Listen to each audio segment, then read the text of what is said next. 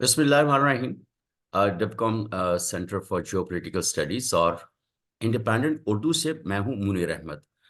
आज हम बात करेंगे इंटरस्टेट गैस सिस्टम्स, जो हमने काफ़ी सारे एमओयूज वगैरह साइन किए 1990 की दिहाई से। बल्कि 1990 की दिहाई के शुरू से हमने इसके ऊपर गैस के हवाले से कुछ बात करना शुरू की और मुख्तलिफ ममालिक के साथ हमने इसके हवाले से एमओयूज भी साइन किए, जो बाद में एग्रीमेंट्स में कन्वर्ट हुए और उसके कुछ के ऊपर जो फिजिबिलिटी रिपोर्ट्स जो हैं, बल्कि ये 3-4 जितने भी हमारे पास प्रोजेक्ट्स हैं, चाहे वो पाक ईरान का प्रोजेक्ट है या कासा है या दूसरा रशिया के साथ जो है, और जो सबसे इम्पोर्टेंट टापी है, और उसके ऊपर भी जो तुर्कमेनिस्तान, अफ़गानिस्तान, पाकिस्तान और फिर उसने इंडिया तक जाना है। तो इसके ऊपर भी कोई 3-4 साल पहले फिज़िबिलिटी रिपोर्ट मुकम्मल होने के बाद अप्रूव भी हो गई थी। लेकिन इसके बावजूद इसके ऊपर कुछ और काम आगे नहीं बढ़ पाया।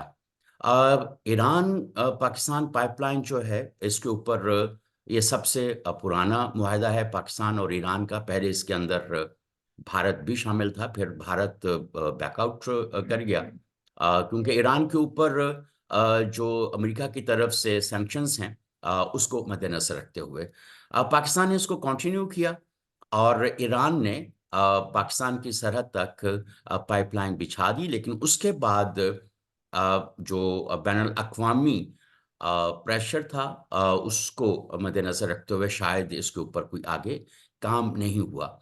और अब एकदम ईरान की तरफ से जो नुक्ता नज़र इख्तियार किया गया है, उस हवाले से अगर हम देखें तो उन्होंने पाकिस्तान को ड्रैग करने की धमकी भी दी है कि अगर पाकिस्तान ने सितंबर 2024 तक इसके ऊपर अमल दरामद ना किया और गैस पाइपलाइन अपने यहाँ ना बिछाई और इस मुआहदे के तहत वो फिर इंटरनेशनल कोर्ट ऑफ जस्टिस में चले जाएंगे और $10 बिलियन का हर्जाने का दावा दायर कर देंगे।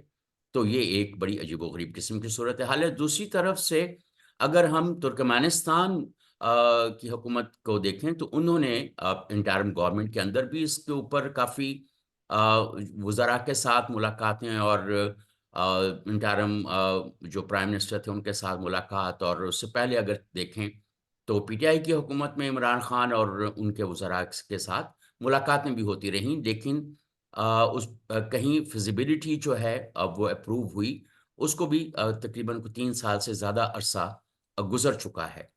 और मेरा ये ख़्याल है कि 3 साल गुज़रने के बाद जो फिजिबिलिटी है, शायद वो उस तरह से आप उसको काबिल अमल भी नहीं समझ सकते, क्योंकि बहुत सारी जो जियोपॉलिटिकल सिचुएशन है वो बदल जाती है। हमने देखा कि इस दौरान यूक्रेन की वॉर भी शुरू हो गई और अब जो सूरत हाल है उस यूक्रेन वॉर का जो रद्द-ए-अमल है या उसका शाखसाना है, वो भी पूरी दुनिया भुगत रही है। पाकिस्तान में जो इकोनॉमिक रिसेशन है, डॉलर की कीमत कहाँ पे जा चुकी है।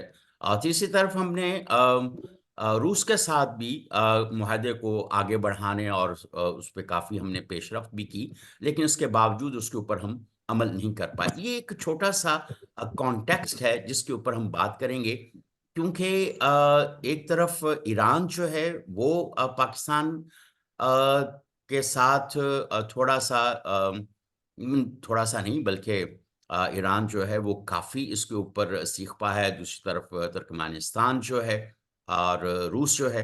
तो ये जो सारी सूरत हाल है, तो हमने सोचा कि आज इसके ऊपर बात की जाए और माहिरीन को से पूछा जाए कि ये क्या सूरत हाल हो सकती है। एनर्जी और एनवायरनमेंट के एक्सपर्ट हमारे साथ हैं कैसर एजाज साहब, डॉक्टर ज़ैनब हैं जो इंटरनेशनल रिलेशंस के हवाले से बात करती हैं, एक्सपर्ट हैं और एसोसिएट प्रोफेसर हैं लाहौर गारिजन यूनिवर्सिटी में। पॉलिटिकल साइंस की एक्सपर्ट हैं डॉक्टर खुशबू एजाज साहिबा, जो Kinnaird college Kinnaird college for women में जो पढ़ाती हैं।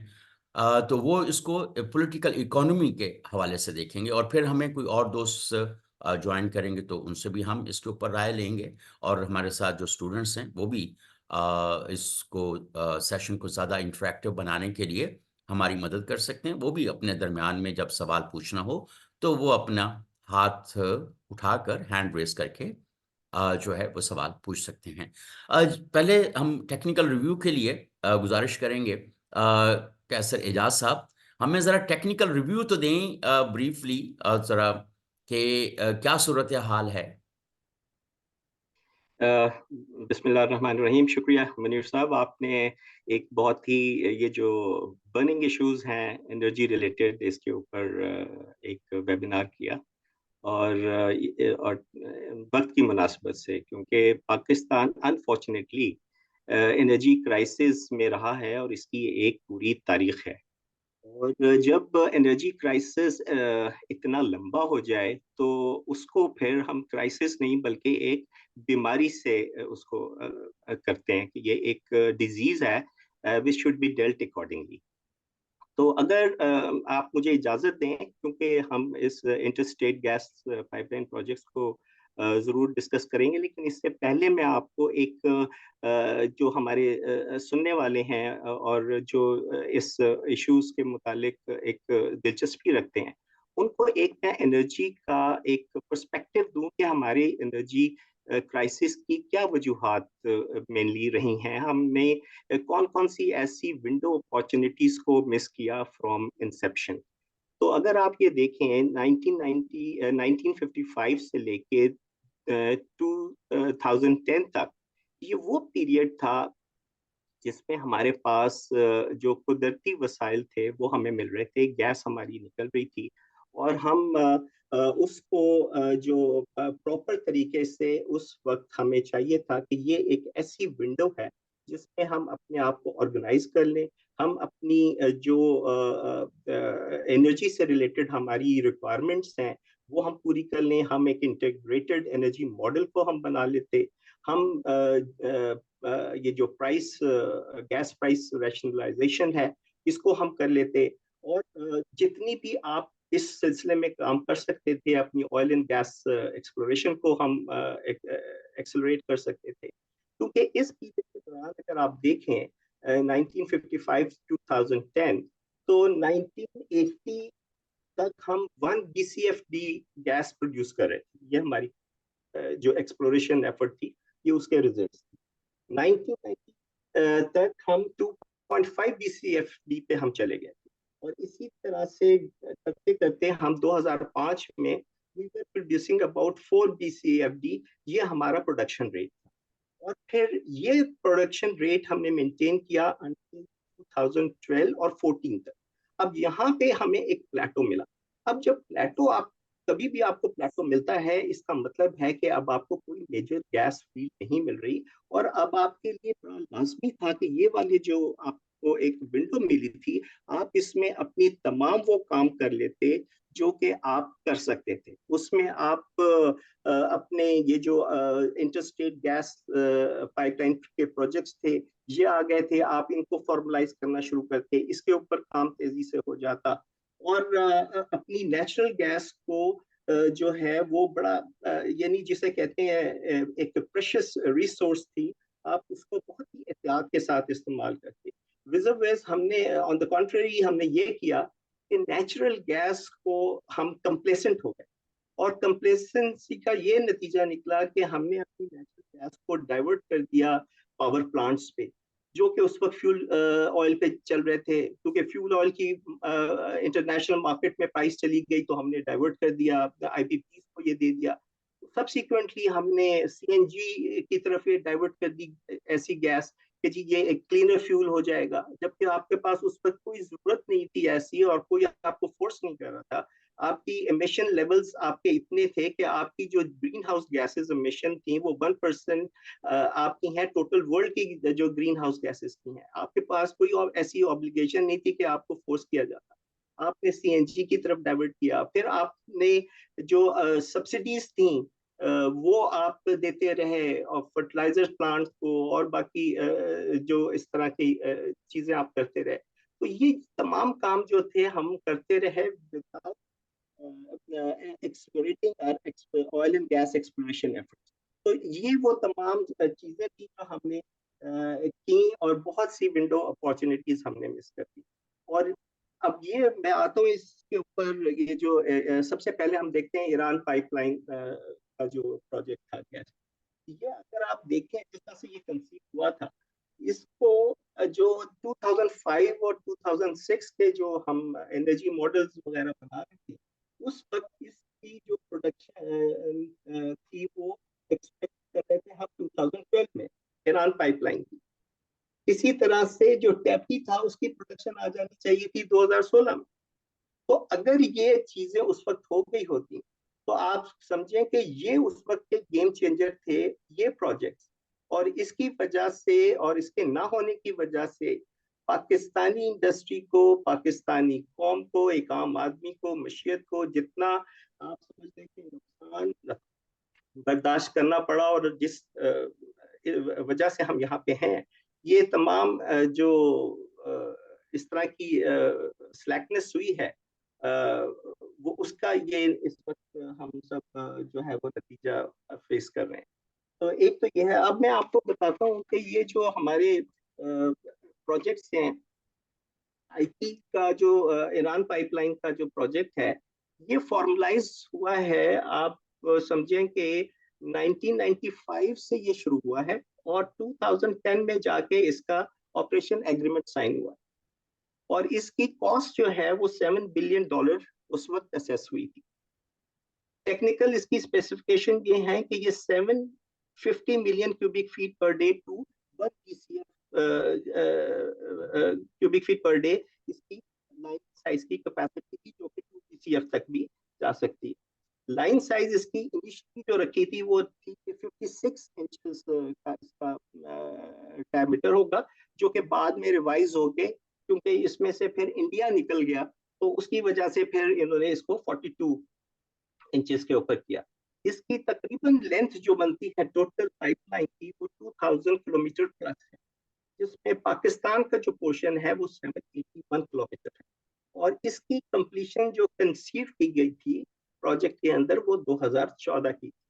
और जैसा आपने कहा कि ईरान ने धमकी दी है कि वो अगर ये नहीं हुआ तो वो इसकी पेनल्टीज होंगी, मेरे ख्याल में हम इसको अगर इस तरह से लें कि ये धमकी नहीं है, basically it is a non compliance. अगर कोई दो आदमी आपस में एग्रीमेंट करते हैं, और अगर वो आप कंप्लाई नहीं करते, तो आपको वो अपनी ऑब्लिगेशन पूरी करनी पड़ती है।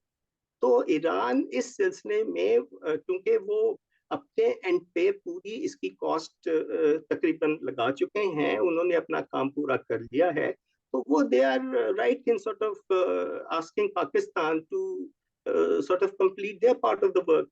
तो उसमें मेरे ख्याल में उसको हम धमकी ना लें, और उसको एक जॉइंट वेंचर एग्रीमेंट की नॉन कंप्लायंस इशू के तौर पे लें। और पाकिस्तान के लिए ये बहुत इंपॉर्टेंट प्रोजेक्ट है, और अगर अभी भी हमने इसको ना कंसिडर किया, तो पाकिस्तान का फ्यूचर जो है इंडस्ट्रियल ग्रोथ के हवाले से वो काफी उसको सेटबैक हो सकता है। तो ये तमाम वो चीजें हैं। और इस वक्त जो स्टेटस है वो ये है कि पाकिस्तानी गवर्नमेंट ने इस चीज का इरादा किया है कि वो इस प्रोजेक्ट को कंप्लीट करेंगे। और एक बड़ी एक गुड न्यूज है for the people of Pakistan. और अगर गवर्नमेंट इसके ऊपर पोजीशन ले लेती है और एक्सटर्नल प्रेशर को न्यूट्रलाइज कर देती है, और यूएस को भी ये परसुएट कर लेते हैं कि देखें पाकिस्तान की इस वक्त जो सिचुएशन है इकोनॉमिकली, वो उस वो इसी वजह से है कि हमारी एनर्जी रिसोर्सेज बिल्कुल डिप्लीट हो चुकी हैं। हमें कुछ ना कुछ एक ब्रीदिंग स्पेस चाहिए, और उसके लिए सर्वाइवल जो है वो बड़ा मुश्किल है पाकिस्तान के लिए विदाउट दीज प्रोजेक्ट्स। तो ये उम्मीद की जाती है कि Pakistan will be able to sort of convince US कि आप हमें ये प्रोजेक्ट इसको करने दें।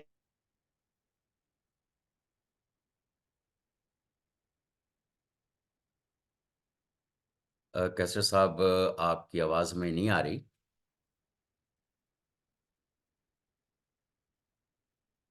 मेरा ख्याल है कि उनका जो इंटरनेट का मसला हो गया, और तो मेरा ख्याल किसी का नहीं इंटरनेट का मसला, लगता है मेरा ही हो गया है। नहीं, आई कैन वॉच। ओके। मेरी आवाज आ रही है सबको? यस। Okay okay. जी आ रही है, आपकी अच्छा। आवाज बिल्कुल आ रही मेरा ख्याल है कि कैसे साहब का जो इंटरनेट का मसला हुआ है वो शायद अब उसमें निकल भी गए हैं। अब मैं डॉक्टर जैनब, जब वो वापस आएंगे तो फिर हम उनके साथ कंटिन्यू कर लेंगे। अच्छा, मैं एक स्क्रीनशॉट लेना चाह रहा था। अगर सारे अपने अपने कैमरे ऑन कर लें और ज़रा एडजस्ट कर लें, ताकि एक हमारे मीडिया वाले दोस्त कहते हैं कि जी ये प्रॉपर लोगों की फ़ोटोज़ नज़र नहीं आ रही होती। महराज जमायूं साहबा, बहुत शुक्रिया आपने ज्वाइन किया। ज़रा थोड़ा सा फ्रेम में अपना एडजस्ट कर लें। मैमूना, हसनैन और ये बाकी जो अहबाब हैं, ज़रा थोड़ी अपनी शक्ल दिखा दें हमें। थोड़ा अपने कैमरे ऑन कर लें ताकि हम एक स्क्रीनशॉट ले लें, उसके बाद बेशक आप बंद कर लें। जी, अली शाह, मुराद साहब और इफ्रा और कैसर एजाज तो खैर अभी कर लें ज़रा ऑन। नहीं करना चाहते? चलें, गुड, कैसर एजाज साहब जी वापस आ गए हैं। जी। बस तो मेरा ख्याल वो आपका मुझे नेट का मसला हो गया था। जी मैमूना जी आप भी कर लेंगी? इफ्रा? हाँ, कर लें कर लें, रोशनी डाल लें अपने चेहरे के ऊपर थोड़ी सी। मुझे जरा सारे सोए सोए उठ रहे हैं इस वक्त। च- चलें, थोड़ा सा, क्या नाम है आपका? हसनैन खालिद साहब, आप जरा थोड़ा सा कैमरा करीब कर लें। कैमरा, हाँ बस ठीक है, जबरदस्त जबरदस्त। और ये लड़कियां करेंगी कि नहीं करेंगी?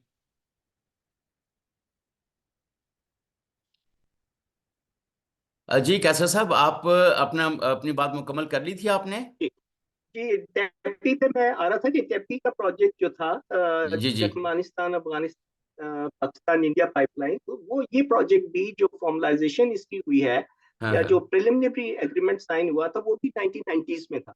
और हम्म। उसके बाद 2010 में ये फॉर्मलाइज हुआ। और उसकी प्रोजेक्ट कॉस्ट जो थी वो 10 यूएस डॉलर बिलियन थी, 10 बिलियन यूएस डॉलर्स थी।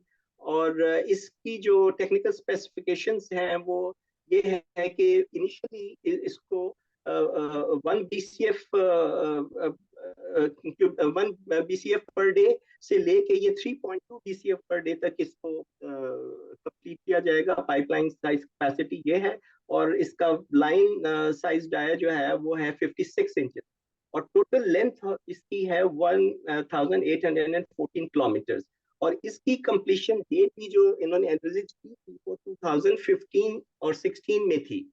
तो ये इसके प्रोजेक्ट्स के वो थे मेन फीचर्स। और ये अनफॉर्चुनेटली ये भी डिलेड है। और अब आप समझ सकते हैं कि इसमें डिलेज जो हैं वो एक तो जो रीजनल इश्यूज हैं, तमाम जो कंट्रीज इन्वॉल्व हैं वो अपने अपने रिस्पेक्टिव इश्यूज में फंसी हुई हैं। अफगानिस्तान है, रशिया है, हम्म। तुर्कमेनिस्तान, यूक्रेन की वॉर, और पाकिस्तान के अपने इश्यूज जो हैं वो। तो ये तमाम वो प्रोजेक्ट हैं जो कि इनके लिए एक एनेबलिंग एनवायरनमेंट चाहिए, रीजनल पीस चाहिए, domestic political instability is foremost.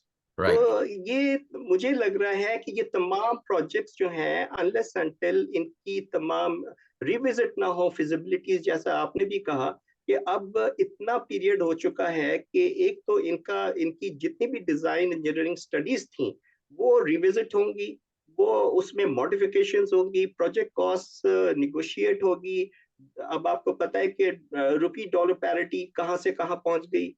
तो हम्म। ये तमाम इश्यूज हैं जो कि इतने सादा और आसान नहीं लग रहे हैं। It will take their own time. और राइट। उसके लिए एक विल चाहिए, उसके लिए एक फोकस्ड किस्म की एफर्ट चाहिए एट ऑल लेवल्स। और उसमें एट ऑल लेवल जब मैं कहता हूँ तो उसमें हमारे तमाम सेगमेंट जो है, एस्टेब्लिशमेंट है, पार्लियामेंट है, जुडिशरी है, सारे मिलके अगर जब ये चीजों को करेंगे तब ये चीजें होंगी। अदरवाइज अगर कहीं पे भी एक भी लूप इसमें से मिसिंग होगा, these projects will not materialize। ये एक इसका मेजर कंसर्न जो है। अच्छा कैसर साहब, मुझे ये बताइए कि क्या ये जो प्रोजेक्ट्स हैं, पहली बात तो ये कि क्या हम इनसे बैकआउट कर सकते हैं इस वक्त। दूसरी बात कि क्या ये हमारे लिए ज़रूरी है कि जब इसके हम जो जितने माहिरीन हैं वो कुछ सोलर एनर्जी को हार्नेस करने की बात कर रहे हैं। तो ज़रा मुख्तसरन इन दो बातों का जवाब दे दीजिए प्लीज़। देखिए, यही मैं कह रहा था, और जैसे मेरे पेपर में भी है कि ये चीजें तो होती रहेंगी, लेकिन जो आप कर सकते हैं कम से कम वो कर लें। रिन्यूएबल में हमने बहुत टाइम वेस्ट किया, पॉलिसी भी बनी, लेकिन हमने टारगेट ऐसे सेट किए हैं जो कि अभी तक लग रहा है कि अचीव नहीं हो सकते। अभी तक अगर आप लास्ट एनर्जी ईयर बुक देखें तो उसमें रिन्यूएबल का जो कंट्रीब्यूशन है 1.6%, और हम उसको ले जाना चाह रहे हैं 30% पे, और नेक्स्ट ईयर जो है वो 60% है। तो हम किस तरह से ये टारगेट सेट करते हैं? तो अनलेस एंटिल के आपके पीछे होमवर्क हुआ हो, आपने कुछ काम किया हुआ हो, तब आप इसके बारे में ओके। कुछ कर सकते हैं। ओके। अगर आपने यूएस अगर आपको ये नहीं लेने दे रहा ईरान पाइपलाइन गैस प्रोजेक्ट को, तो आप उनसे ये कह सकते हैं कि आप बायोडीजल में आपके पास इतनी एक्सपर्टीज है, आप लार्ज वर्ल्ड में लार्जेस्ट प्रोड्यूसर आप बायोडीजल के हैं, तो आप हमें कम से कम यही टेक्नोलॉजी दे देते हैं। हमारे पास लैंड भी बहुत ज्यादा है, और हमें आप बायोगैस में कर दें, जहां जहां आप हमें हेल्प आउट कर सकते हैं आप हमें वहां पे करें। हमें आप पाकिस्तान का जो एक 40% एरिया बलूचिस्तान का है वो अनएक्सप्लोर्ड है, हम अपने पोटेंशियल ब्लॉक्स को वहां पे क्यों नहीं फोर्स मेजर लिफ्ट करते, और वहां पे अपनी oil and gas exploration efforts क्यों नहीं करते? ठीक। तमाम चीजों की देखें, एक मिल की जरूरत होगी तब ये होगा। फिर हम बायोगैस, हमारा रिन्यूएबल में ही आता है। बायोगैस चाइना में और दुनिया में कामयाब है, हमारे यहाँ फेल है, क्योंकि हम उस हमारी विल नहीं है। बायोगैस अगर होती तो हम इंडस्ट्रियल सेक्टर, अपना एग्रीकल्चर सेक्टर को हम बायोगैस से केटर कर लेते। हम क्यों थर्मल हम उसमें जाने देते, या और इस तरह की हम्म। चीजों में। तो बहुत ऐसे मेजर्स हैं जो कि हम इन पैरेलल ले सकते हैं, और इसके ऊपर भी ये दो प्रोजेक्ट्स गेम चेंजर हैं। इसी पे में इनको इंक्लूड किया जा सकता है। इनको इनको जितनी भी हमारे स्टेक होल्डर्स हैं, तुर्कमेनिस्तान, अफगानिस्तान, ईरान, हम इनके साथ बैठ के, इनकी लीडरशिप के साथ, टॉप लीडरशिप के साथ बैठ के बात करें कि ये रीजन जो है इसमें हमने आगे बढ़ना है। लेकिन हम पाकिस्तान अपने नेबर्स को रिलोकेट नहीं कर सकता। हम हमें हमें अफगानिस्तान से, हमें इंडिया से, हमें रशिया से, चाइना से, ईरान से हमारे बहुत अच्छे रिलेशन होने चाहिए। We cannot relocate all these neighbors. American की रिक्वेस्ट के ऊपर हम ये नहीं कर सकते, अनलेस अंटिल के अमेरिका आके हमारी तमाम प्रॉब्लम्स को कह दे कि जी ये आपकी प्रॉब्लम्स मेरी प्रॉब्लम है। अगर वो ये कर रहे हैं तो चले ठीक है, लेकिन अगर वो ये नहीं कर रहा तो let us go to our neighbours and have friendly relationship with them, और हम ये तमाम प्रोजेक्ट्स आगे लेके चले। वो बहुत शुक्रिया कैसर साहब। लेकिन अमेरिका हमसे इतनी मोहब्बत कर नहीं सकता जितनी हम उससे तवक्को कर रहे हैं। I would move to doctor Zainab Ahmad. Doctor साहिबा, मुझे ये बताइए कि जहाँ से बात वहाँ कैसर साहब ने छोड़ी है, वहाँ से हम इसको आगे लेके चलते हैं। और मैंने एक सवाल उनसे किया था कि एक, क्या हमारे पास ऑप्शंस क्या हैं, और दूसरी बात ये है कि क्या इस वक्त जो एक फाइनेंशियल क्रंच है पाकिस्तान के पास, और जो पॉलिटिकल सिचुएशन है, इसको देखते हुए क्या पाकिस्तान इससे बैकआउट कर सकता है, और उसके फिर इंटरनेशनल कॉन्सिक्वेंसेस जो हैं वो क्या हो सकते हैं। जी डॉक्टर साहबा। जी, अस्सलाम वालेकुम। Am I audible? Yes please. अच्छा जी, बात वहीं पे सारी जो इसकी टेक्निकल एरियाज और जो प्रायोरिटीज सेट होनी चाहिए उस पर तो कैसर साहब ने बड़ी डिटेल से बात कर दी। मेरा पर्सपेक्टिव ये है कि जो इंटरनेशनल ट्रांजिशन हो रही है, जो इंटरनेशनल ट्रांसफॉर्मेशन हो रही है, उसमें हम पहले भी फंसे हुए थे और उसमें अब भी हम फंसे हुए हैं। अब देखें, बड़ी जो एक एस्टेब्लिश्ड रियलिटी है इस वक्त वो ये है कि यूएस चाइना कंपटीशन जो है दुनिया उसके मुताबिक शेप हो रही है। हमारा फॉरेन पॉलिसी डायलेमा ये है कि हमारी स्ट्रेटेजिक डायमेंशन कोई सेट नहीं है। हमें हमारी स्ट्रेटेजिक पार्टनरशिप जो है अमेरिका के साथ और चीन के साथ, उसमें जो ट्रांजिशन है वो सेटल करने के हम फेज में हैं, और उस फेज में जो पॉलिटिकल और इकोनॉमिक इंस्टेबिलिटी है वो इतनी शदीद है कि वो हमारे इस सेटलमेंट को प्रोलॉन्ग और मजीद अनस्टेबल कर रही है और करेगी। देखें, अमेरिका ये अफोर्ड नहीं कर सकता कि पाकिस्तान जैसा मुल्क इस खित्ते में उसकी स्ट्रेटेजिक पार्ट जो एक स्ट्रेटेजिक डोमेन है उससे निकल जाए, और चीन अफोर्ड नहीं कर सकता और चीन अफोर्ड करेगा भी नहीं कि पाकिस्तान जो है वो किसी भी तरह अपनी स्ट्रेटेजिक पार्टनरशिप चीन के साथ कॉम्प्रोमाइज करे। अब पाकिस्तान का डायलेमा ये है कि पिछले 70 साल में हमारी जो स्ट्रेटेजिक पार्टनरशिप थी अमेरिका के साथ, उसको एकदम चीन के साथ हम शिफ्ट नहीं कर सकते। और दूसरा बड़ा इंपॉर्टेंट फैक्टर ये है कि हमारी इस पार्टनरशिप में भी ओवर रिलायंस रही है। हम एक तरफ हम शदीद रिलायंट रहे हैं, और ये इंटरडिपेंडेंस की बजाय this is more of a kind of dependentship. अब अमेरिका के जो पिछले 30 साल, फिर 20 साल, आप इसको डेकेड बाय डेकेड देखें, और फिर पिछले 10 साल, और अब 2020 के बाद जो डायनामिक्स हैं, और फिर आप इसको फर्दर डिवाइड करें जरा, आप पिछले साल 7 अक्टूबर में को जो फलस्तीन में हुआ उसके बाद जो हालात डेवलप हुए हैं मिडिल ईस्ट में, और जो अमेरिका की कमिटमेंट्स है मिडिल ईस्ट में, उसमें उसके तनाजुर में America is not going to give any concession to Iran.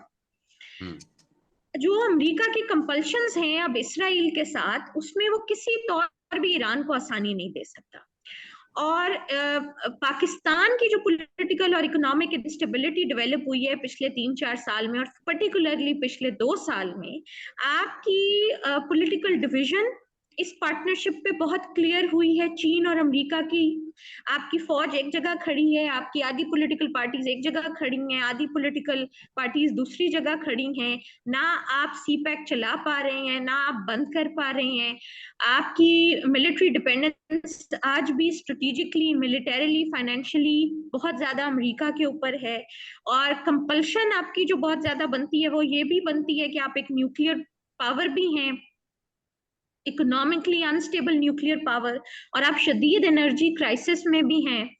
अब आप अमेरिका आपको इसमें किसी किस्म की कोई आसानी नहीं प्रोवाइड करेगा, क्योंकि अमेरिका को भी ये सूट नहीं करता कि आप इन कंपल्शंस में से बाहर आए इस वक्त।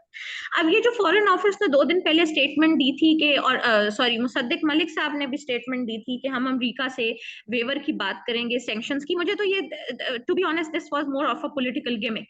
बहुत अच्छी तरह हमें पता था कि अमेरिका ने कभी भी हमें इस चीज से की इजाजत नहीं देनी, और हम कुछ जवाब शायद ईरान को भी अमेरिका के थ्रू दिलवाना चाहते थे। ईरान ने जो धमकी हमें $18 अरब की लगाई हुई है फाइन करने की, वो ट्राइब्यूनल्स में हम इजीली अपना केस लड़ सकते हैं सैंक्शंस की वजह से, लेकिन हम शायद ट्राइब्यूनल में जाना भी नहीं चाहते, और मेरा ख्याल है कि बेहतर है ये मामला यहीं पर सेटल हो जाए।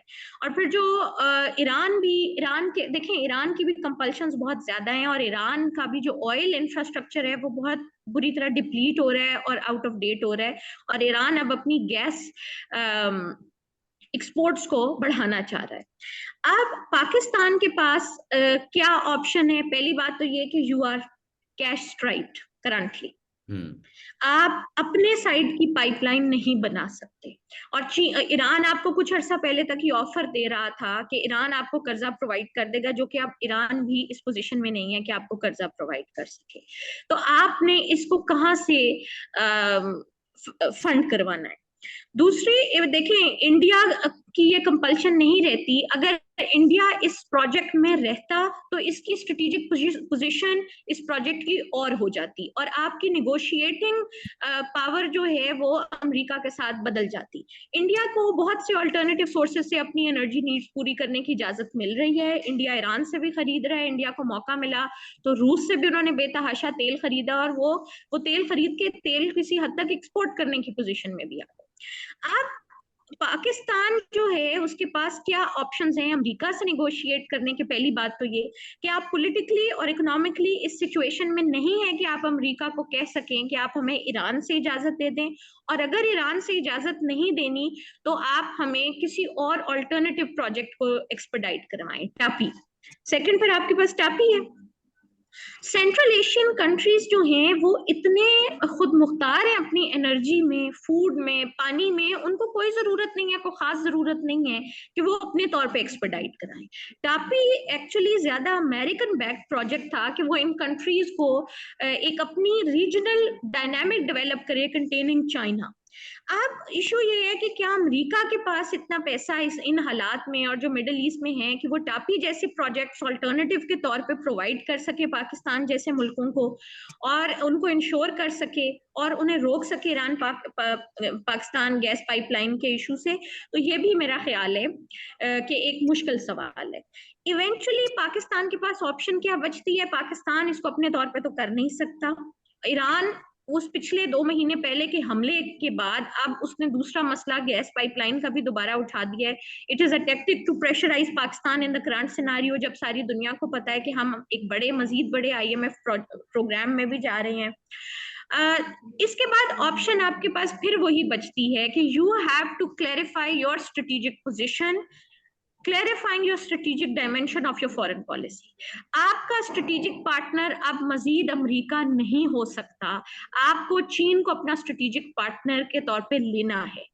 और इस मसले में अब चीन का इन्वॉल्व होना और इंश्योर करना इस तरह के प्रोजेक्ट्स को, वही एक सोल्यूशन नजर आता है। लेकिन उससे पहले एक बहुत बड़ी जो रास्ता है पाकिस्तान के लिए, 2 बड़े चैलेंजेस हैं। एक तो ये कि अगर आप IMF प्रोग्राम में मजीद हैं और मजीद भी रहेंगे तो आपकी जो ये अपॉर्चुनिटीज हैं वो इसी तरह रिड्यूस्ड रहेंगी और कंटेन्ड रहेंगी, आप चीन के साथ बहुत ज्यादा ताउन नहीं कर सकेंगे। दूसरा इशू जो अफगानिस्तान के सिनेरियो में शुरू हो चुका है वो टेररिज्म का दोबारा, और अफगानिस्तान के साथ भी आपके ताल्लुकात बहुत खराब हो गए हैं। और जो 2-3 दिन पहले बशाम में हमला हुआ है चीनी साइंटिस्ट्स के ऊपर और चीनी इंजीनियर्स के ऊपर, और देखें उस तनाजुर में अगर आप देखें जो पाकिस्तानी इंटीरियर मिनिस्टर गए थे कल मोहसिन नकवी साहब एम्बेसी में, और वहां जो टेक्निकल टीम आई है ना, और जो एम्बेसी के एम्बेसडर उनका जो पूरा डेलीगेशन था, उन्होंने जिस तरह मुलाकात की है ना मेज के आमने सामने बैठ के, वो मुलाकात से ज्यादा एक इंक्वायरी कमेटी की प्रोसीडिंग लग रही थी। उस तरफ पूरा चाइनीज डेलीगेशन बैठा था और इधर इंटीरियर मिनिस्टर अकेले बैठे उनको एक्सप्लेन कर रहे थे। तो आप इस पोजीशन में चीन के साथ भी क्या नेगोशिएट कर सकते हैं और चीन आपको क्या सपोर्ट करेगा, ये बहुत बड़े बड़े सवाल हैं पाकिस्तान के लिए। इन सवालों को और जवाब ढूंढने के लिए अपनी इंटरनल इंस्टेबिलिटी को कंट्रोल करना बहुत अहम हो गया है। उसके बगैर आप ऐसे किसी प्रोजेक्ट की तरफ नहीं बढ़ सकते, और दिन ब दिन पाकिस्तान की ऑप्शंस बहुत रिड्यूस होती जा रही है। डॉक्टर साहब, जो रूस के साथ हमने एक प्रोजेक्ट नेगोशिएट किया था जिसको नॉर्थ साउथ गैस प्रोजेक्ट भी कहते हैं और कोई और भी इसका नाम है, तो रूस के साथ तो हमने कुछ वक्त पहले प्यार मोहब्बत का कोई दोबारा सिलसिला शुरू किया था, और उसके ऊपर हमारी ट्रेड नेगोशिएशंस भी चल रही हैं और फॉरेन डिप्लोमेसी जो है वो भी कुछ बेहतर होती नजर आ रही है। तो क्या पॉसिबिलिटी नजर आती है इस हवाले से? देखें, रूस के साथ हमने जो मुआहदा किया, इसमें बहुत ज्यादा अहम बात जो आ जाती है, हम जब भी रूस के साथ निगोशिएट करने लगते हैं ना, अब रूस के अंदर भी 2 बड़े ग्रुप्स हैं, उनकी एकेडमिया में भी, उनकी फॉरेन पॉलिसी फॉरेन सर्विस में भी, उनकी गवर्नमेंट में भी। जो कदरे पुरानी जनरेशन है वहां की, वो इस चीज को इम्पोर्टेंस देती है कि आप इस रीजन में ज्यादा इम्पोर्टेंस इंडिया को दें, और वो इस चीज पर कायम है कि आप इंडिया के साथ ताल्लुकात बेहतर बनाएं और पाकिस्तान को वो इम्पोर्टेंस ना दें। लिहाजा नेचुरली जो पाकिस्तान की निगोशिएशंस हैं रूस के साथ, वो लोअर लेवल पे चले जाते हैं। दूसरे जो वहां पे जो यंग एकेडमिशियंस और यंग रिसर्चर्स, स्कॉलर्स, ऑफिसर्स हैं, उनका ख्याल ये है कि हमें पाकिस्तान को भी एज अ बैलेंसिंग एक्ट जो है वो बैलेंसिंग एक्ट में पाकिस्तान को भी बहुत प्रायोरिटी देनी चाहिए। आप जब हमारी तरफ आते हैं तो हमारी भी ब्यूरोक्रेसी भी डिवाइडेड है इस इशू के ऊपर, अनफॉर्चुनेटली फौज भी डिवाइडेड है, और इस आपकी बहुत से और सर्कल्स, पॉलिटिशियंस भी बड़े डिवाइडेड है। तो ये जब तक आप फोकस्ड होके ये प्रायोरिटी सेट नहीं करेंगे कि हमें कुछ चीजें अमेरिका के साथ क्लियर करनी है, कुछ चीजों पे हमें रूस के साथ स्पेस पे निगोशिएशंस करने हैं, और उसके बाद हमें चीन को इन मामलात में लाना है, तब तक आप इस चीज से बाहर नहीं निकल सकते। पाकिस्तान और रूस के मुज़ाकरात भी जो इन सारे इश्यूज के ऊपर हैं, वो इल्तवा का शिकार इसी की वजह से होता है कि हम रिएक्शनरी और ट्रांजैक्शनल डिसीजंस लेते हैं अपनी फॉरेन पॉलिसी में। अमेरिका ने इंडिया ने रूस से मुआहदा किया है तो एकदम हम तेज हो जाते हैं कि अब हमने भी रूस के साथ कोई मुज़ाकरात करने हैं, अदरवाइज हम उसी पेस पर चलते रहते हैं। तो जब तक हम ये कुछ चीजें क्लैरिफाई नहीं करेंगे, ये स्ट्रेटेजिक डिसीजंस नहीं लेंगे, इनमें से कोई भी मुज़ाकरात हमारे कामयाब नहीं होंगे। ऐसी सूरत हाल में डॉक्टर ज़ैनब बताइए कि सोल्यूशन क्या नजर आता है? आपने तो हम सब जानते हैं कि इस वक्त सूरत हाल बहुत ज़्यादा ख़राब है, माली हालात भी हमारे ठीक नहीं है, और हमारे जो जियोपॉलिटिकल सिचुएशन है वो भी हमारी फेवर में नहीं है। तो हल क्या नजर आता है ये मेरी इंटरस्टेट देखिए, गैस पाइपलाइन प्रोजेक्ट्स के हवाले से?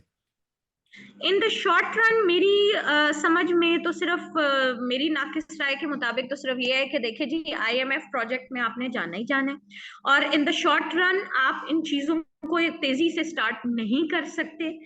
आपको इन इश्यूज को मीडियम टर्म पे लेके जाना है।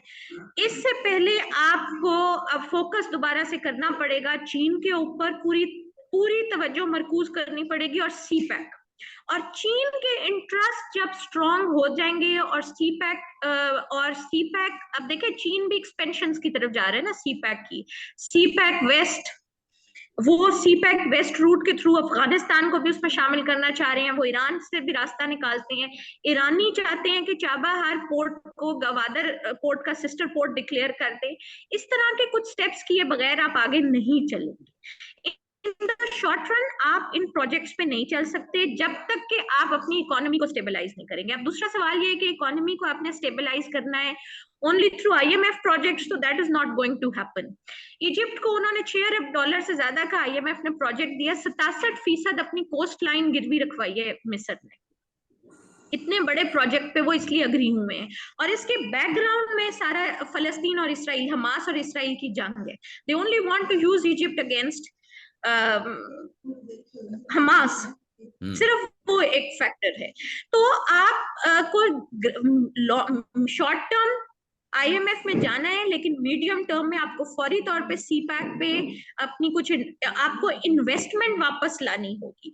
जो बहुत बड़ा इशू है पाकिस्तान का, जो पिछली 2 साल की पॉलिटिकल इंस्टेबिलिटी से पैदा हुआ है, कि आपकी अपनी लोकल इन्वेस्टमेंट्स यहाँ से बाहर निकल गई हैं। UAE में आपका दूसरे नंबर पे बड़ा इन्वेस्टमेंट जो है, और बड़ा इन्वेस्टर जो है वो पाकिस्तानी है। आप उनको नहीं कह सकते कि जी 5, 7, $8 अरब की अपने मुल्क में इन्वेस्टमेंट वापस ले आओ। आप तो यहाँ के लोगों को मजबूर कर रही है ये पॉलिटिकल सिचुएशन, और ये प्रेजेंट गवर्नमेंट का जिस हद तक ट्रस्ट डेफिसिट है, इसके ऊपर बहुत मुश्किल है कि शॉर्ट टर्म में ये मामलात को स्टेबल कर सके। ये IMF प्रोग्राम के थ्रू जो कह रहे हैं डॉलर को हमने कर लिया और महंगाई को, these are short term temporary artificial measures, they are not going to sustain for long. Thank you. Doctor Khushboo साहिबा, कैसर साहब, मैं अभी आपकी तरफ आता हूँ, डॉक्टर खुशबू साहिबा से बात कर लें। जी जी, सामने। हाँ जी। डॉक्टर खुशबू साहिबा, अभी आपने टेक्निकल रिव्यू भी देख लिया, इंटरनेशनल जो सूरत हाल है वो भी देख ली, और जो पाकिस्तान की अपनी सूरत हाल है, तो अगर आप इस सारी सिचुएशन को पॉलिटिकल इकोनॉमी के लेंस से देखें तो आप क्या कहेंगे? जी, जो आपने मुझे टॉपिक दिया पॉलिटिकल इकोनॉमी ऑफ पाइपलाइंस पे, तो पॉलिटिकल इकोनॉमी में पॉलिटिक्स भी आ जाएगी, इकोनॉमिक्स भी आएगी, हमारी इन्वायरमेंटल इश्यूज भी आ जाते हैं, उसमें डोमेस्टिक पॉलिटिक्स भी आ जाएगी, उसमें इंटरनेशनल पॉलिटिक्स भी आ जाएगी, और बहुत से फैक्टर्स हैं उसमें। हमारे जो लोकल इन्वेस्टर्स हैं और जो फॉरेन इन्वेस्टर्स हमारे यहाँ पे अगर कोई फॉरेन डायरेक्ट इन्वेस्टमेंट करना चाहते हैं, तो बहुत से एलिमेंट हैं जो पाइपलाइन के इसमें पॉलिटिक्स में इन्वॉल्व होते हैं। पाकिस्तान के केस में ये ईरान पाकिस्तान पाइपलाइन या तापी पाइपलाइन की जहां तक हम बात करें, तो पाकिस्तान के पास कभी भी हमारे पास ना इतने वसाइल रही हैं कि हम इसको प्रॉपरली इसको चैनलाइज कर सकें, इसको इस्तेमाल कर सकें। और इसके ऊपर मुझे नहीं लगता कि तापी में भी तब अमेरिकन इंटरेस्ट था, और अभी भी अगर कह लें कि उनका योनोकॉल और उनकी जितनी भी अमेरिकन प्रेसिडेंट्स की अपनी पाइपलाइन की उनकी अपनी प्रॉपर उनकी जो हम कहते हैं इंडस्ट्रीज उतनी खुद थी, उनका अपना इंटरेस्ट था वहां पे डेवलप करने का। लेकिन अफगानिस्तान में पीस नहीं हो सका और वो पाया तकमील तक नहीं पहुंच सका। इसी तरह से ईरान पाकिस्तान इंडिया, मुझे लगता है इसमें बहुत पोटेंशियल है। और क्योंकि India is energy deficient country, Pakistan is energy deficient country as well. Look at our Sui gas के जो प्राइसेस हमारे बढ़ गए हैं, तो अभी हमें इस वक्त जो है गो कि हम IMF के प्रोग्राम में हैं और हमारे पर कंडीशनलिटीज भी हैं, अमेरिका ने सैंक्शंस भी लगाई हुई हैं, but we have to negotiate. जो हमारे अभी ताज़ा अब नए जो हमारे आए हैं फाइनेंस मिनिस्टर, तो उनसे मुझे लगता है कि थोड़ी सी होप हुई है कि वो अपने कहा है कि हम अपने जो अपनी हमारी तजावीज़ात हैं या हमारी कोई कंसर्न्स हैं उसको भी टेबल पे रखेंगे और बात करेंगे। तो ये बहुत एक इम्पॉर्टेंट चीज़ होगी अगर हम अमेरिका को भी इन्वॉल्व करें इसमें, कि वो इसमें बेशक अपनी सर्विसेज हमें प्रोवाइड करे या जो कुछ भी करे, क्योंकि पाकिस्तान इंडिया और ईरान अगर ये पाइपलाइन डेवलप हो जाती है तो इससे पूरे रीजन में एक एज अ लिबरल आप कह लें कि एक अब अगर पॉइंट ऑफ व्यू से अगर हम बात करें तो बहुत पोटेंशियल है इस चीज में कि इस पे हमें फोकस करना चाहिए। हम रियलिज्म की तरफ जब जाते हैं, जब रियलिस्ट पर्सपेक्टिव से बात करते हैं, तो फिर हमें लगता है कि जी कुछ नहीं हो सकता, ये कुछ है नहीं।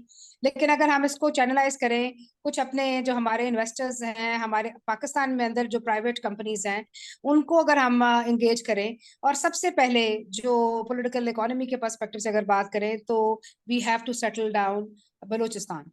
जब तक आपका बलूचिस्तान सेटल डाउन नहीं होता, जब तक वहां पे रिजेंटमेंट है लोगों की, वो आप लोगों को नहीं सेटिस्फाई करते, तो अब जैसे अब चाइना से हमें एग्जांपल थोड़ी ले लेनी चाहिए। चाइना ने कैसे सिंकियांग के जो इतनी बड़ी हो रही थी प्रॉब्लम वहां पे, उन्होंने कैसे उसको रिजॉल्व किया। वहां पे उन्होंने इकोनॉमिक इन्वेस्टमेंट बहुत ज्यादा की, और वो लोगों को फाइनेंशियली इतना इंडिपेंडेंट कर दिया है कि अब वो काफी हद तक उस इंसर्जेंसी को उन्होंने कंट्रोल किया है। तो हमें भी यहाँ पे जैसे कैसे भी आए, हमें वहां पे अगर हम फाइनेंशियली थोड़े बेहतर होते हैं, हमें उसको उस इलाके को और ज्यादा डेवलप करने की जरूरत है। वहां पे उन लोगों की जो रिजेंटमेंट है उनको खत्म किया जाए, और फिर ही ये पाया तकमील तक जा सकता है, और it will be a game changer. जैसे CPAC will be game changer. तो our future of Pakistan lies in the future of Afghanistan in Balochistan. जब तक आपका बलूचिस्तान डेवलप नहीं होता, जब तक ये आपकी ये पाइपलाइन भी वहां पर डेवलप हो, फिर जो आपके लोकल वहां के लोगों के भी कंसर्न्स होंगे कि अगर आप ईरान से गैस ले रहे हैं, तो जो लोकल हमारी गैस है उसका क्या है, तो वहां पर कुछ लोकल हमारे सरदार्स के भी कुछ रिजर्वेशंस हैं। So we have to look into these things as well. बाकी मुझे नहीं लगता कि अनकरीब हम ये ईरान पाकिस्तान रियलिस्ट पर्सपेक्टिव से बात करें कि हमारे पास ना तो पैसा है, ना हमारे पास इतनी हमारी गवर्नमेंट में भी कोई इतनी सख्त नहीं है, ना तो गवर्नमेंट में कोई इतनी लेजिटिमेसी उस तरह से एक क्वेश्चन किया जा रहा है अभी, तो उसकी तो कोई इतना सख्त फैसले आपकी गवर्नमेंट कर नहीं सकती। और ना ही जितना अब हम नेगोशिएट कर सकते हैं IMF के साथ कि हमें थोड़ी सी अब दे दें। अब देखिए हर चीज जो हो रही है, अगर ऑयल भी आ रहा है और सब चीजें आ रही हैं, ईरान से आ रही हैं, स्मगल होके आ रही हैं, और उसका जो है हुंडी और हवाला और गलत तरीके से सब कुछ चीजें चल रही हैं। तो वी हैव टू, अमेरिका को भी चीजें पता ही है, ये तो नहीं कि बिल्कुल उसको ना पता हो कि सब कुछ क्या हो रहा है। तो थ्रू प्रॉपर चैनल चीजों को सिस्टमैटिकली लेके चलें तो मेरा ख्याल है कुछ बेहतरी हो सकती है। बाकी अगर ईरान ने कहा है कि हम आपको लेके जाएंगे ICJ में और उसमें तो फिर भी शायद हमें कोई राह मिल सके कि अगर हमें ईरान ने क्वेश्चन किया तो शायद हम अमेरिका से भी बात करते हुए ये कहें कि जी you have to give us certain relaxations in order to fulfill our obligation, because we have signed it and it is obligatory for us to fulfill our international obligation. So जहां तक एक और मैं एलिमेंट से environment के perspective से बात करना चाहूंगी कि अभी जो COP28 को उसमें चीजों में सब चीजों में तो वैसे भी ये तो जो आपकी स्ट्रेटेजिक मिनरल्स हैं इनके ऊपर तो वो कहते हैं कि जी आप फोकस ज्यादा कम से कम करें, और जो है क्योंकि इसका जो एक एनवायरमेंटल इसका एक नेगेटिव इम्पैक्ट है वो ज्यादा है, so they are focusing more on other things. तो अब जो हमें लगता है कि फ्यूचर में हमें सोलर के ऊपर या अपनी जो है इलेक्ट्रिक हम अगर उसको दूसरी अगर आप एनर्जी की तरफ कन्वर्ट हम करें तो भी शायद इंटरनेशनली शायद हमें कोई इंटरनेशनल कोई यूरोपियन यूनियन या और कोई ऐसी एजेंसी से हमें पैसा मिल सकता है कि हमें थोड़ा रिलीफ मिल जाए कि जी हमें एनवायरनमेंट फ्रेंडली हम चीज़ों को फॉलो कर रहे हैं, तो मे भी शायद उसमें हमें बेहतर कोई मिल जाए। अगर हमें सिविल न्यूक्लियर जो न्यूक्लियर प्रोग्राम सिविल न्यूक्लियर उसमें के लिए यूजेज के लिए अगर परमिशन मिल जाए तो भी आपके पास काफी कॉस्ट इफेक्टिव आपका काम चल सकता है। सो सबसे सस्ती चीज तो यही है कि आप ईरान के साथ पाकिस्तान के आपको रॉयल्टी मिलती जाए, अगर आप इंडिया भी वो चला जाए तो इंडिया में भी जाए, लेकिन उसके लिए फिर पाकिस्तान और इंडिया और हमारी नेशनल सिक्योरिटी पॉलिसी में तो बहुत क्लियर हमने चीज लिखी है कि we are going to resolve our conflicts with India. तो अगर वो उसको बेहतरी आ जाए तो इसमें कोई शक नहीं है कि हम ईरान, पाकिस्तान और जो है इंडिया की पाइपलाइन एक पूरी जो पहले टाइम पे हमने प्लान था और उसको पूरा ही पूरा अगर उसको अगर हम शर्मिंदा ताबीर करें तो उसकी वजह से जो है मुझे लगता है कि पूरे खत्ते में बेहतरी आएगी और हमें फाइनेंशियली उससे ज्यादा बेहतर फायदा होगा जो हमें रॉयल्टी मिलेगी जब आप इंडिया को यहाँ से गुजर के हमारे इलाके से गुजर के जब जाएगी गैस तो शायद हमें ज्यादा फाइनेंशियली भी बेहतरी हो। जी अच्छा डॉक्टर साहब, डॉक्टर खुशबू ये बताइए कि जो इतनी सुस्त रवि रही है, आप इसको कैसे देखती हैं? ये क्या वजह हो सकती है जो इस सारी सुस्ती की? जाहिर है कि ये डेकेड से मंसूबे जो हैं वो अप्रूव भी हुए चले भी, उसके ऊपर आगे फिजिबिलिटी रिपोर्ट्स भी बनी, लेकिन फिर आगे कोई बात निकली नहीं। जी आप देखिए हम किस किस मसलों में फंसे रहे हैं। 2007 मेरा ख्याल है जरदारी साहब ने इसके ऊपर ज्यादा एक्सपेडाइट किया था काम, लेकिन किस दिन किया था? जिस दिन उनकी लास्ट गवर्नमेंट का लास्ट डे था। सो हम इतना ज्यादा अमेरिकन कोर्स ऑफ डिप्लोमेसी के जेर ताब रहे हैं और टेररिज्म और ये सब चीजों से अमेरिकन प्रेशर ही हमारे पास इतना रहा है कि इन चीजों के ऊपर हमने फोकस नहीं किया। हमारा मेन फोकस जो है वो काउंटर टेररिज्म या उन चीजों पर आया हाउ टू जो किस्त देनी है आपने वापस IMF की उसको कैसे पूरा करना है। तो हम इन चीजों में ज्यादा फंसे हुए हैं। जब तक आपकी इकोनॉमी स्ट्रांग नहीं होगी आपकी फॉरेन पॉलिसी जो है वो इंडिपेंडेंट नहीं हो सकती और ना ही आप ये इस तरह के आप एक मजबूत किस्म के या ताकतवर किस्म के फैसले आप नहीं कर सकते जब तक आपकी इकोनॉमी स्ट्रांग नहीं है शुक्रिया। और आपके घर में वो ऑर्डर में नहीं है। बिल्कुल ठीक। कैसे एजाज साहब, आपने हैंड जी रेस किया था? जी जी। अच्छा, उसमें आप का सवाल था कि और ऑप्शंस क्या हैं। अच्छा, इसमें मैं एक चीज मिस कर गया कि आप इस वक्त देखें कि पाकिस्तान के पास जो कोल रिजर्व्स हैं वो उनकी यूटिलाइजेशन होनी चाहिए। हमारी कोल पॉलिसी जो है वो 1986 में, अगर आपको याद हो, पाकिस्तान की first conference on coal development हुई थी और वो इतनी जबरदस्त कॉन्फ्रेंस हुई थी 6 डेज की, और उसके अंदर बहुत ही ज्यादा, जिससे कहते हैं इंटरनेशनल एक्सपर्ट्स ने काम किया, कंपनीज ने काम किया, US की और यूरोपियन और जर्मनी, पूरा एक 7 डेज में उन्होंने ये एस्टेब्लिश किया कि पाकिस्तान का जो कोल है उसको हम प्रोसेस कर सकते हैं without sort of major environmental impacts. तो वो 1986 की जो कोल की जो कॉन्फ्रेंस है उसकी डॉक्यूमेंट निकाल के देखें, विच प्रूव्स के हमारा इतने जो रिजर्व्स हैं 7.8 बिलियन के एनर्जी ईयरबुक के पॉइंट ऑफ व्यू से बिलियन टन्स, उसको हम क्यों नहीं यूटिलाइज कर सकते। इस वक्त अमेरिका और यूरोप में कोल गैसिफिकेशन प्लांट्स जो उनके बंद पड़े हुए हैं वो हम लाके यहाँ पे उसको रिहैब करके हम चला सकते हैं, रिफर्बिश करके चला सकते हैं। इस वक्त भी चाइना में 1100 कोल पावर प्लांट्स चल रहे हैं, डिस्पाइट द फैक्ट कि ग्लासगो समिट हुई और पेरिस कॉन्फ्रेंस हुई, चाइना के अंदर 1100 coal power plants in operation है। अमेरिका में 200 प्लस कोल प्लांट चल रहे हैं। इसी तरह से इंडिया में 250 प्लस कोल प्लांट चल रहे हैं। और हम अपने ऊपर खुद ये ऑब्लिगेशन ले लेते हैं कि वी विल गो ग्रीन। अब आप ये देखें कि इस वक्त एक कैंपेन चल रही है कि पाकिस्तान शुड गो ग्रीन। भाई हम पहले ब्लैक तो हो जाए, हमारी इस वक्त हालत क्या है, फिर उसके बाद हम ग्रीन भी हो जाएंगे। हमारी एमिशन लेवल्स हमारी जो है वो भी आपको फोर्स नहीं कर रही। आप खुद पैरों पे खड़े हों।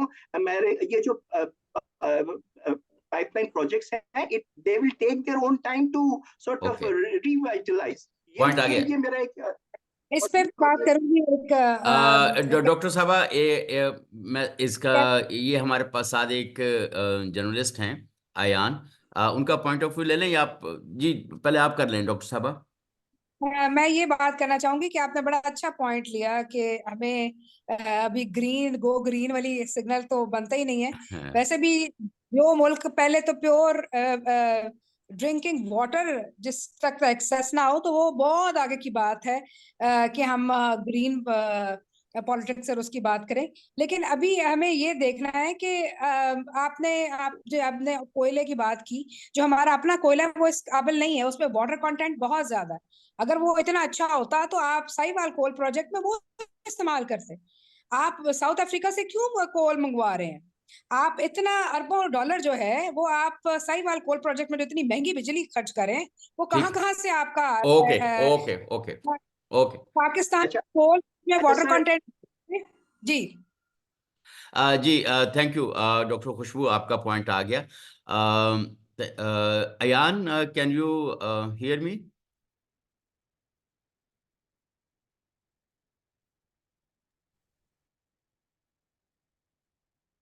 Ayan unmute yourself. अयान मित्रा हमारे जर्नलिस्ट दोस्त हैं। जी बताइए।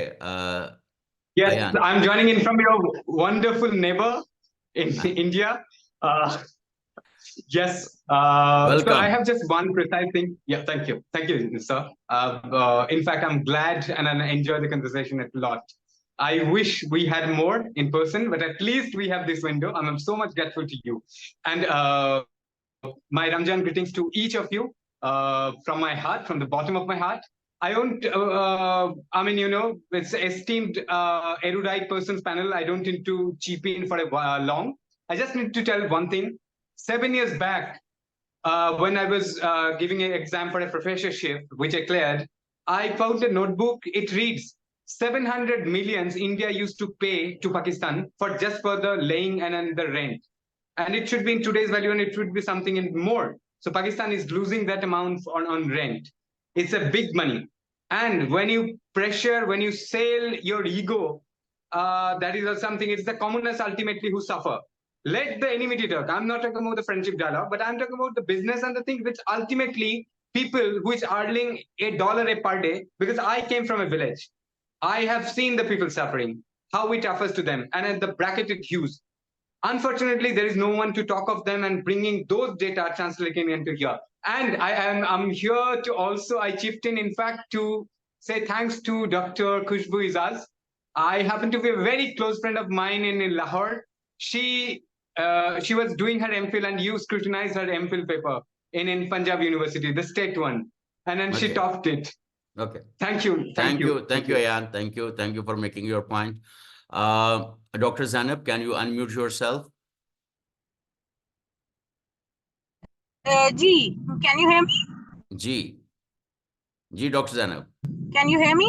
Yes, I can hear you. जी, मैं वो ग्रीन वाले पे मैं ग्रीन वाले की बात पे जरा बात करना चाहती थी कि ये जो ग्रीन गोइंग ग्रीन और ग्रीन इनिशिएटिव है, ये भी ना हमारा शौक है और ना हमारी कोई जरूरत फौरी है। ये हमारे ऊपर ये भी कंपल्शन है। आप देखें कि पाकिस्तान जो है तो क्लाइमेट फाइनेंसिंग में बहुत जरूरत है हमें इस वक्त पैसों की। जो आपका 30 अरब डॉलर का नुकसान हुआ था 2022 के सैलाबों में, और क्लाइमेट चेंज में आपके इस तरह के बहुत से इवेंट्स पाकिस्तान में एंटिसिपेटेड है। अब क्लाइमेट फाइनेंसिंग के लिए जब आप जाते हैं और ये नुकसान जो एक दफा का तूफान है या एक दफा का सैलाब है, वो आपको कितने साल पीछे ले जाता है और कितना आपका जीडीपी का नुकसान होता है, उसमें जब आप जाते हैं बात करने तो वो वहां पे भी आपसे सवाल किया जाता है कि जी आप क्या कर रहे हैं।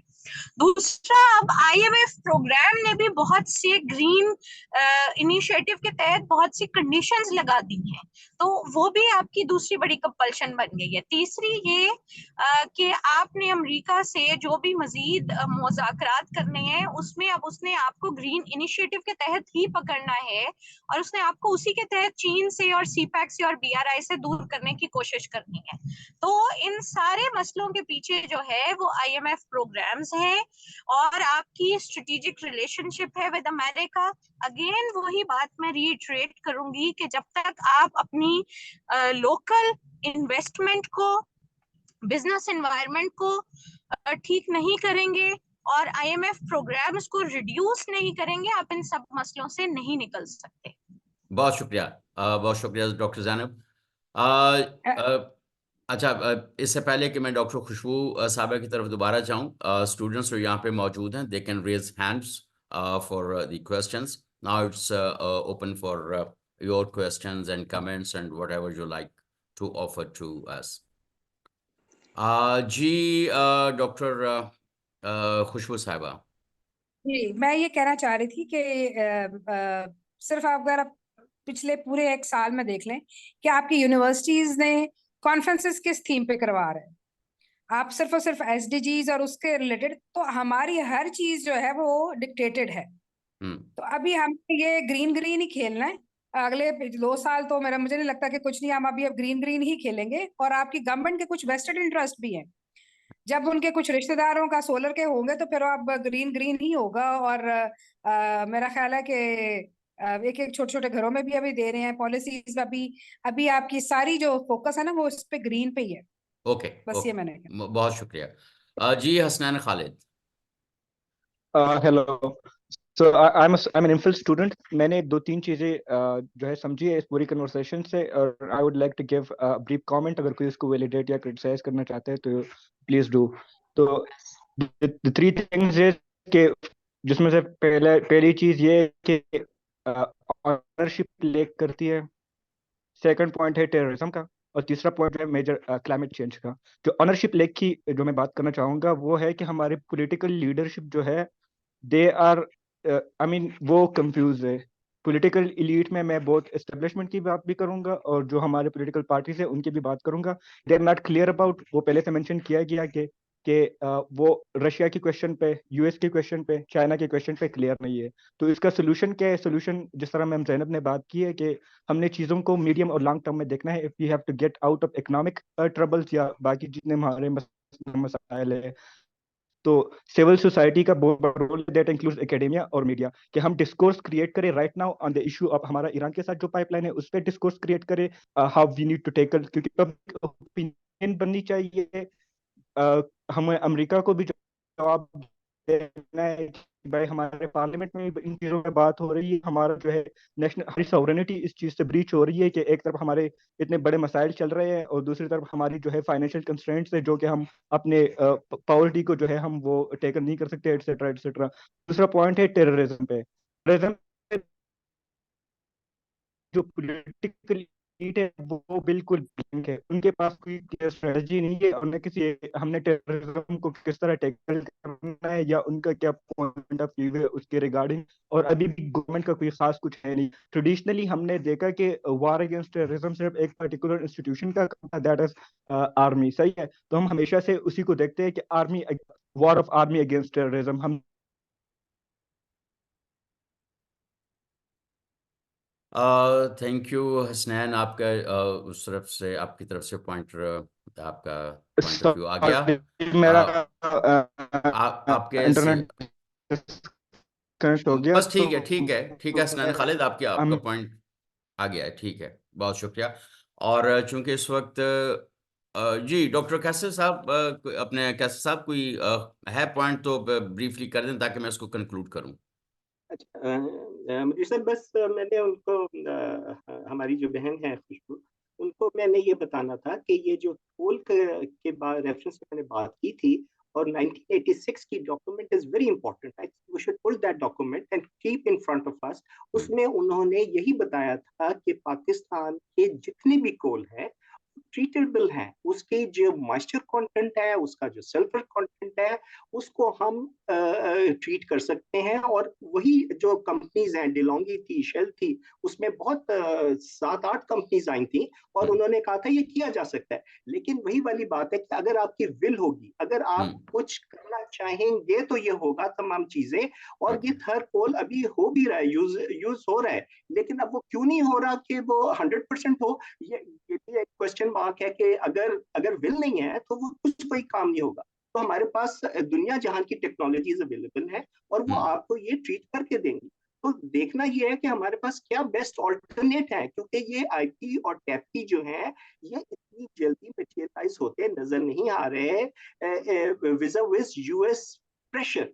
और रीजनल जो हमारी इस वक्त डायनेमिक्स है, यूक्रेन रशियन वॉर है, अफगानिस्तान के पाकिस्तान के इश्यूज हैं, ईरान पाकिस्तान के इश्यूज हैं, इंडिया पाकिस्तान के इश्यूज हैं, तो इसमें हार्मनी चाहिए, टोटल हार्मनी। और पूरी यानी पाकिस्तान के जितने भी वॉक्स ऑफ लाइफ हैं और पिलर्स ऑफ स्टेट हैं, इनको फोकस होके इन कॉन्फिडेंस ये चीजें लेके आगे चलनी होगी। और एक जो जिसे कहते हैं कि इंटीग्रेटेड एनर्जी मॉडल जो है as a need of the hour, उसके ऊपर काम करना होगा, और गो ग्रीन को थोड़ा सा स्लो करना होगा।